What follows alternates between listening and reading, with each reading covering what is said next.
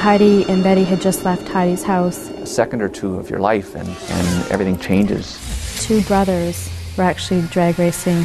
They were speeding down and broadside of the car.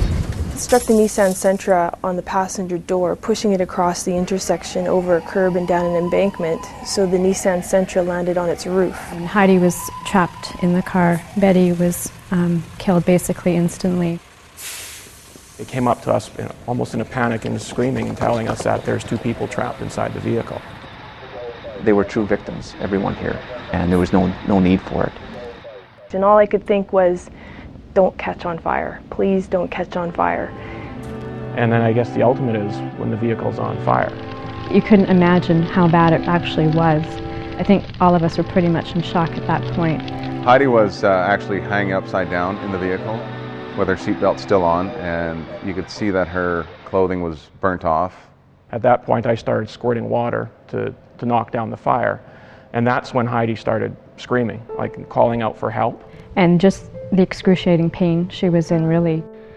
I remember they had been cutting the seat off to try and get Heidi out, and they couldn't quite get in further, so I guess I was elected with an SCBA breathing apparatus to go inside and finish cutting the seat off. As we put the fire out, I could hear her talking, and she was talking to God, asking God for help. She grabbed onto my hand like really tight. There were so many hands outside, she was gone, and I was alone in the vehicle. So had that time, it was just so quiet in the vehicle after that. That was a little unnerving at the time. I had a chance to say a quiet prayer for them both, and it was just strange being in that vehicle by myself.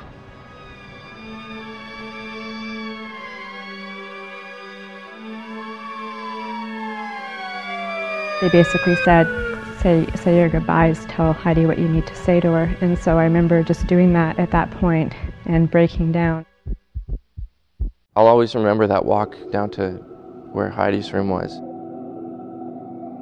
I walked into her room and she was sobbing, and I explained to her that, you were in an accident and it's really bad, and there's a chance that you might not make it. And so I asked her, do you have to make a choice here? Do you want to live?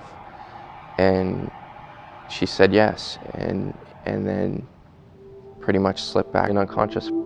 She had bandages on her head and all these tubes going into her, and I looked at her and I couldn't see her. It was just this body, but there was no Heidi there.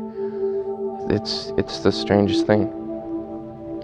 I remember just coming to a point of just a crisis of my own faith, of asking myself, how could God allow, if you're so loving, how could this awful thing happen?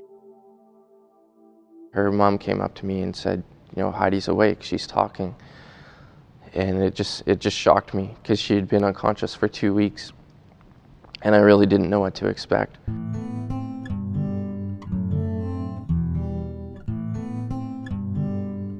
The first steps that she took, she just pretty much, she had help from the nurses, but basically she just swung her legs out over the bed, grabbed her walker, and started going.